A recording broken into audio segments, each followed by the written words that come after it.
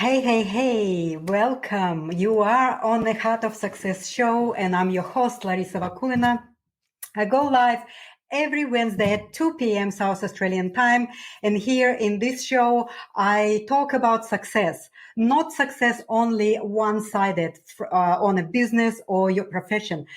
I talk about success in all areas of your life. And here I share with you some tools, tips, techniques, methods, and inspiration and motivation in my own experience of how I got to the stage where I create success in all areas of my life. So today, I just come across a very interesting quote about a question that not many of us asking when we choosing our career path. So based on my own experience of being involved in a career that had no heart in it, I would like to share with you even I had success with that choice. It actually eventually drained my life. It is took my health, well-being, and it actually take my happiness and joyfulness from my life. And like when we just think that career that we choose will give us means to live, we really need to be careful on how we really take that step. So many people ever ask this question. So I remember that back in my country, it was common that parents would choose career paths for their children. So no surprise that we have so many lost and unhappy people. So I just would like to share with you that when we take in our career path without having our heart in it, it is so hard even to take that first step. It is hard to go the day in and out of doing something that we don't feel connected on that deeper level. And also, it takes so much effort for actually liking it.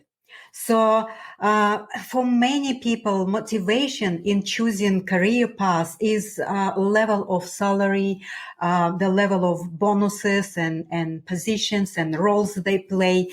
And of course, it is on a deeper level, the intention of choosing it is not really sitting and based on your longing, on your heart desires, and on your longing to actually what you want to do. So I would like to really just read you a quote that I come across and that inspired me to talk about this today. It was written by Carlos Castaneda, a scientist and anthropologist that actually came into this science very strongly and was very criticized back in 1960. What he wrote about it is a very deep truth that we all need to start to pay attention. If we're not, well, we're gonna to suffer in terms of our health, our happiness, joy, our expression of ourselves. What he said is like, before you embark on any path, ask the question, does this path have a heart? If the answer is no, you will know it. And then you must choose another path. The trouble is nobody asks the question. And when a man finally realizes that he has taken a path without a heart, the path is ready to kill him. At that point, very few men can stop to deliberate and leave the path. A path without a heart is never enjoyable. You have to work hard when you're taking it. On the other hand, the path with heart is easy. It does not make you work at liking it.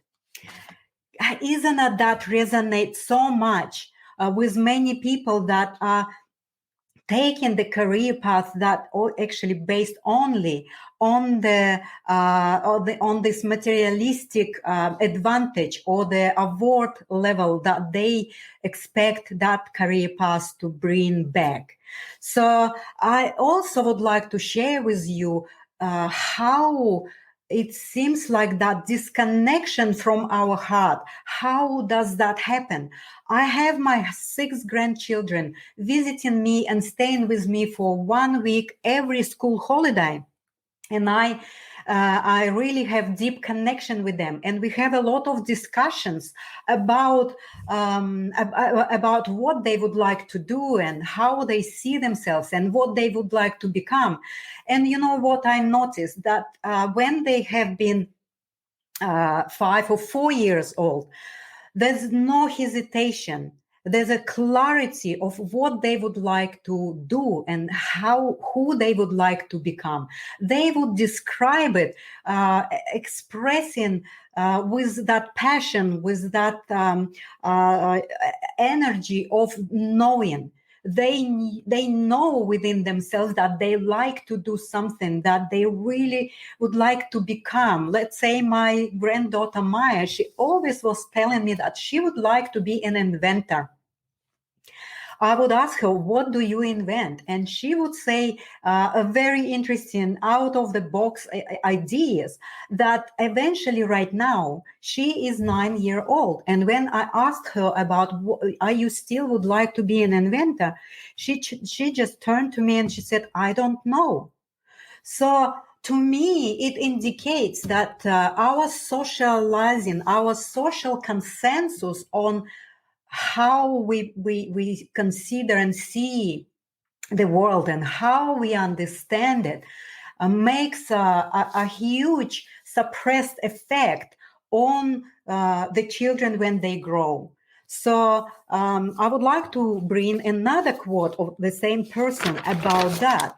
And then you will understand that really we need to start to change our educational system. We need to start to take it in a deeper level of how we bring our children, in terms of how we suppressing the impulse, the natural desire and passion of these children to become something. And when they grow and realize that this is something is not agreeable by the social consensus, they become doubting themselves in and wanting to do that, right? So the quote is like, our normal expectations about reality are created by social consensus. We are taught how to see and understand the world. The trick of socializing is to convince us that the descriptions we agree upon define the limits of the real world. What we call reality is only one way of seeing the world, a way that is supported by social consensus. So can you see the connection here, and how we out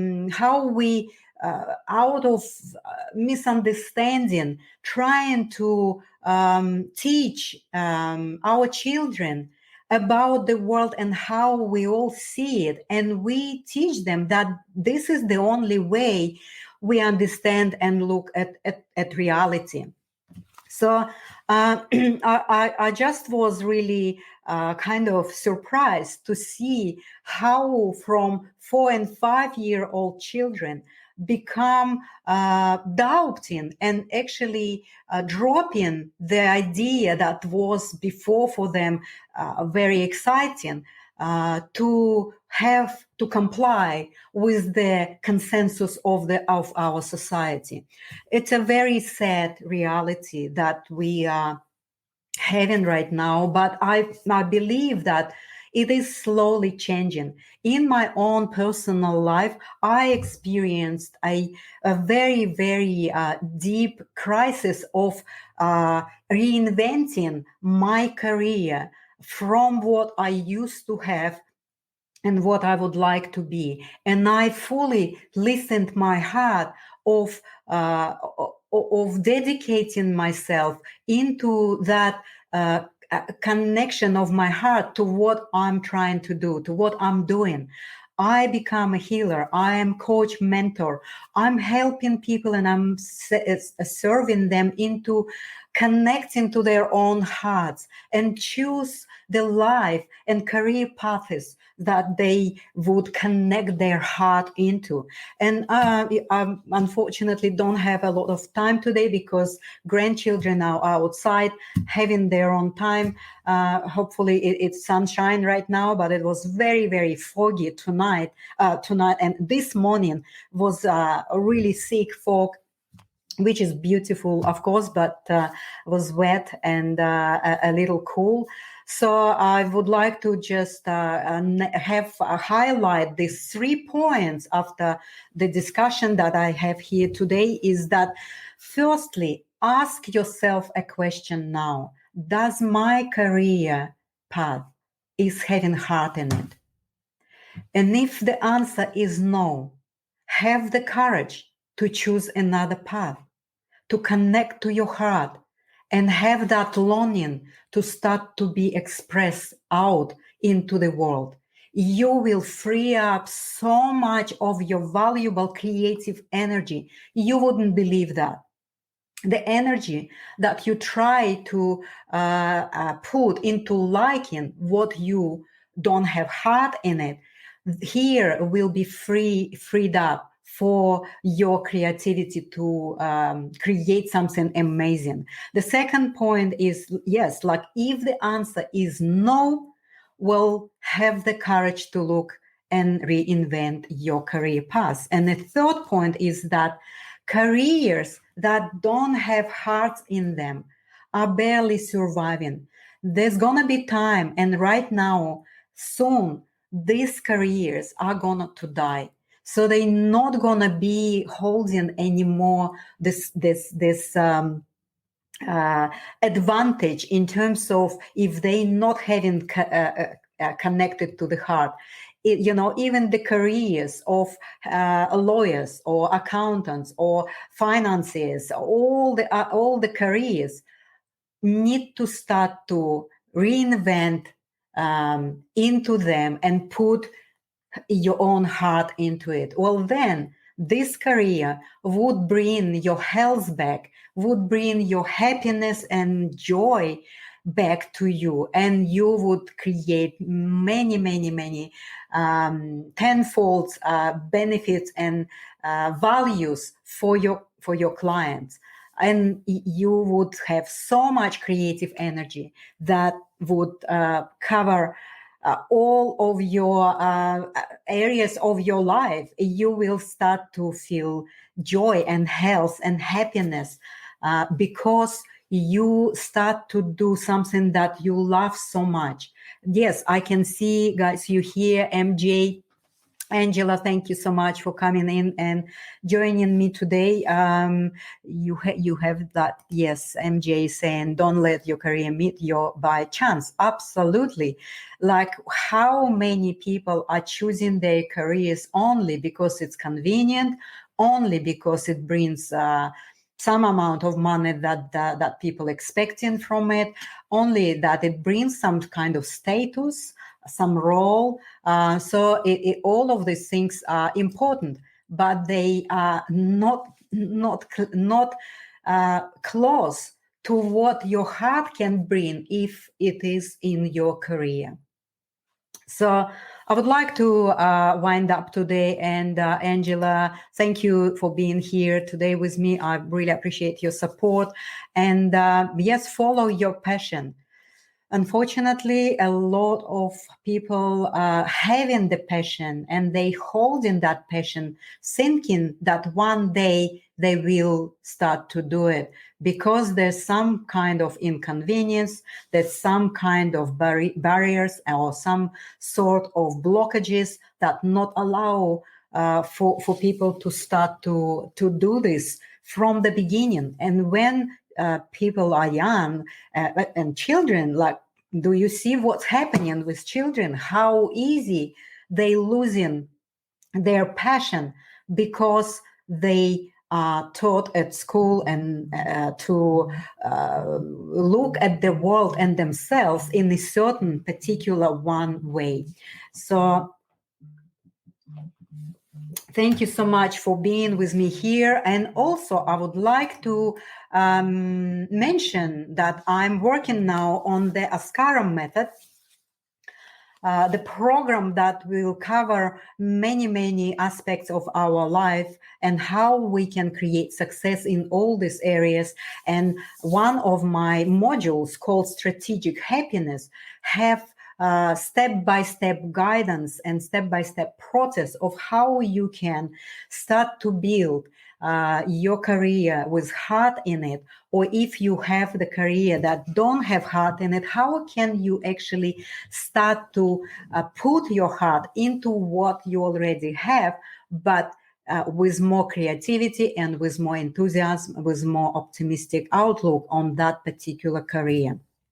So I will come back again and talk on different subject next week at 2 p.m. South Australian time. And I'm so grateful and happy to have you here with me. And I'll see you next week. And I would like to put some music on. Thank you and bye.